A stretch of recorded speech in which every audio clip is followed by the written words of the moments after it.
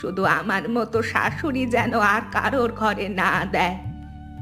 মা, আমি সারা জীবন এটাই চেয়েছিলাম যে আপনার কাছে আমরা একটু ভালোবাসা পাবো। আপনাকে অপমান করার ইচ্ছা আমাদের কোনো দিন ছিল না। আমি জানি পূজা, তুই ক্ষমা করেছিস কারণ তোদের মন অনেক বড়। আমি তোদের তিনজনকে এত কষ্ট দিয়েছি, তবু তোরা আমাকে ফিরিয়ে নিয়েছিস। আমি একটা কথা বলবো? হ্যাঁ, বলুন। আমার শাশুড়ি আমাকে যে কষ্ট দিয়েছিলেন, আমি সেটা তোদের ওপর করে ভেবেছিলাম এটাই নিয়ম।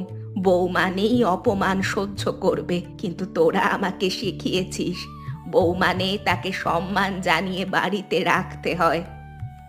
মা, আমি বুঝতে পেরেছি আমাদের সংসারটা এখন আর আগের মতো নেই, বদলে গেছে। এই বদলানোটার দরকার ছিল। এখন থেকে আমরা সবাই মিলে এই বাড়ি এবং আমাদের দোকান একসাথে সামলাবো। আর একটা কথা বলি, ওই 3টা গাছের নিচে আমি গতকাল গেছিলাম। ওখানে তোদের দোকানটা এখন কত বড় হয়েছে, কিন্তু আমি ওই জায়গাটা দেখে শুধু ভেবেছি কত কষ্টই না পেয়েছিস তোরা। আর সেই অপরাধ বোধ আমি সারা জীবন বয়ে বেড়াবো। মা, যা হবার তা হয়ে গেছে, সেটা তো আর বদলানো যাবে না। কিন্তু আমরা অতীতে যে ভুলগুলো করেছি সেই ভুলগুলো আর ভবিষ্যতে করব না, এবং আমরা সবাই একসাথে মিলেমিশে হাসতে খেলতে থাকবো। আমি একটা প্রতিজ্ঞা করছি, বাকি জীবনটা আমি তোদের তিনজনের মা হয়ে কাটাবো।